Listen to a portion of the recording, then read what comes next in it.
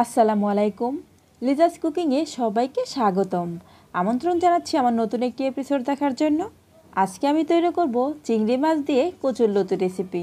আশা করি আমার আজকের রেসিপিটি আপনাদের কাছে ভীষণ ভালো লাগবে। আর ভালো লাগলে আমার চ্যানেলটি সাবস্ক্রাইব করে ফ্রেন্ডস অ্যান্ড ফ্যামিলির সাথে শেয়ার করবেন। আর পাশে থাকা বেল বাটনে ক্লিক করে রাখবেন আমার পরবর্তী ভিডিও নোটিফিকেশন পাওয়ার জন্য। আর ভিডিওটি দেখা শুরু করার আগে অবশ্যই একটি লাইক দিয়ে তারপর দেখা শুরু করবেন। এর জন্য চুলায় একটি প্যান বসিয়ে রান্নার তেল দিয়ে একটু গরম করে নিয়েছি। আর এখানে অ্যাড করে দিলাম হাফ চা চামচ আস্ত জিরা। আর জিরাটাকে একটু ভেজে নিচ্ছি।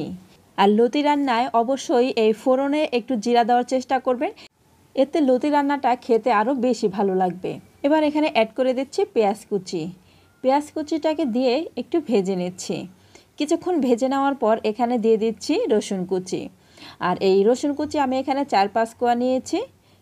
আর এই পেঁয়াজ রসুনগুলোকে একেবারে ব্রাউন কালার করে ভাজার কোনো প্রয়োজন নেই, একটু স্বচ্ছ হয়ে আসলেই হবে।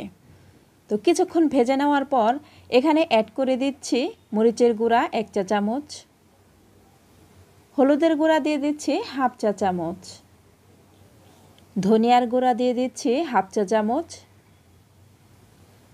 লবণ দিয়ে দিচ্ছি স্বাদ মতো, আদা রসুনের পেস্ট দিয়ে দিলাম 1 চা চামচ। এবার এই মশলাগুলোকে ভালো করে নেড়েচেড়ে মিশিয়ে নিচ্ছি। আর এই মশলাগুলোকে কিন্তু খুব ভালো করে কষে নিতে হবে। আর এই মশলাগুলোকে কষে নেওয়ার জন্য এখানে দিয়ে দিচ্ছি সামান্য একটু পানি। আর এই পানিটাকে দিয়ে মশলাটাকে খুব ভালো করে কষিয়ে নেব, এতে করে মশলা থেকে মশলার কাঁচা গন্ধটা চলে যাবে আর মশলাটাও খুব ভালোভাবে কষানো হয়ে যাবে। ফ্রেন্ডস, এই মশলা থেকে যখন তেলটা ছেড়ে দিবে তখন বুঝতে হবে মশলাটা কষানো হয়ে গিয়েছে। তো মশলাটা কষিয়ে নেওয়ার পর এখানে অ্যাড করে দিলাম চিংড়ি মাছ। চিংড়ি মাছগুলো এই মশলার সঙ্গে খুব ভালো করে কষিয়ে নিতে হবে। আর আমি এখানে গলদা চিংড়ি দিয়েছি, আপনারা চাইলে যে কোনো চিংড়ি দিয়ে দিতে পারেন। এবার এখানে দিয়ে দিচ্ছি লতি। আর আমি কিন্তু এখানে দেশি লতিটা নিয়েছি। দেশি লতিটা নিয়ে বেছে ভালো করে ধুয়ে পরিষ্কার করে নিয়েছি। আর লতিটাকে আমি কতটুকু লম্বা করে কেটেছি সেটা তো দেখতেই পাচ্ছেন। আপনারা আপনাদের পছন্দ মতো সাইজ করে কেটে নেবেন।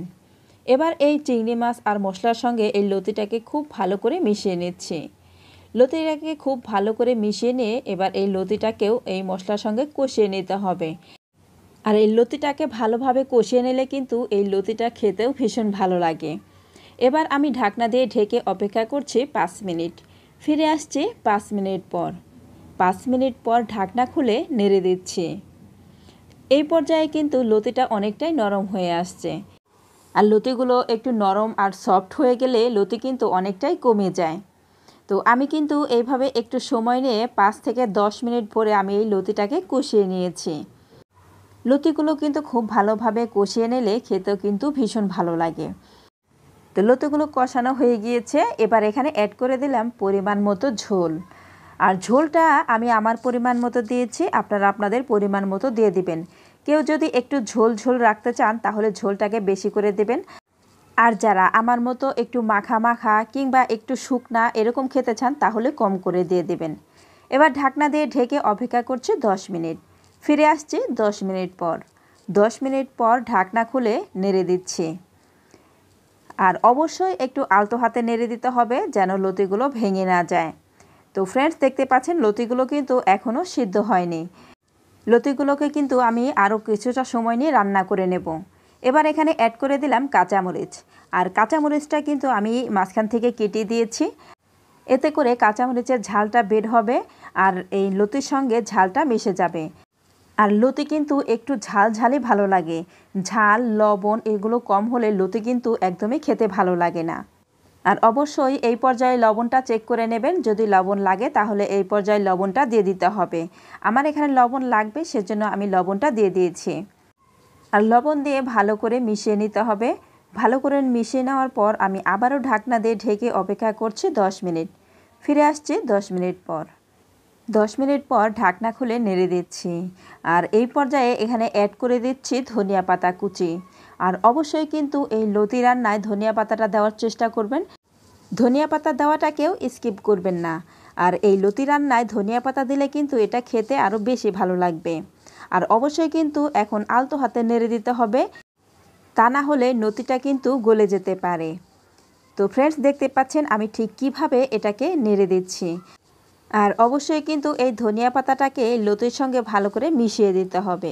আমি একটু আলতো হাতে উপর নিচ করে নেড়ে দিচ্ছি, আপনারা একটু ভালো করে লক্ষ্য করলেই বুঝতে পারবেন। তো ফ্রেন্ডস যারা এই পর্যন্ত আমার ভিডিওটি দেখছেন অথচ লাইক দেন নাই, তারা প্লিজ একটি লাইক দিয়ে দিবেন। আর যারা এখনও আমার চ্যানেলটি সাবস্ক্রাইব করেন নাই, তারা প্লিজ আমার চ্যানেলটি সাবস্ক্রাইব করে দেবেন। ফ্রেন্ডস আমার লতি রান্নাটা কিন্তু প্রায় হয়ে গিয়েছে। এবার এই ঝোলটুকু শুকিয়ে নিলেই কিন্তু লতি রান্নাটা পুরোপুরি কমপ্লিট। আর ফ্রেন্ডস সব লতি কিন্তু একরকম হয় না, অবশ্যই লতি রান্নার আগে ভালো জাতের লতি দেখে তারপর নিয়ে রান্না করবেন, এতে লতি রান্নাটা খেতে ভীষণ ভালো লাগবে। আর আমার এই লতিটা ভালো জাতের লতি, সেজন্য আমি যে রান্না করছি এটা খেতে ভীষণ ভালো লাগবে। তো ফ্রেন্ডস আমার লতি রান্না কিন্তু পুরোপুরি কমপ্লিট। এবার চুলা থেকে নামিয়ে সার্ভ করে দেখিয়ে দিচ্ছি। তো ফ্রেন্ডস আমি সার্ভ করে নিয়েছি। আমার আজকের রেসিপিটি আপনাদের কাছে কেমন লেগেছে অবশ্যই আমাকে কমেন্ট করে জানাবেন। আর যারা একেবারে নতুন রাঁধুনি, আশা করি আমার আজকের রেসিপিটি তাদের কাজে আসবে। আর একবার হলেও এভাবে লতি রান্না করে খেয়ে দেখবেন, আমার বিশ্বাস আপনাদের বাসার সবাই ভীষণ পছন্দ করবে। এরকম আরও নতুন নতুন রেসিপি পেতে আমার চ্যানেলটি সাবস্ক্রাইব করে আমার পাশেই থাকবেন। আজ এই পর্যন্তই, পরবর্তী পর্বে আবার দেখা হবে। সবাই ভালো থাকবেন। আল্লাহ হাফেজ।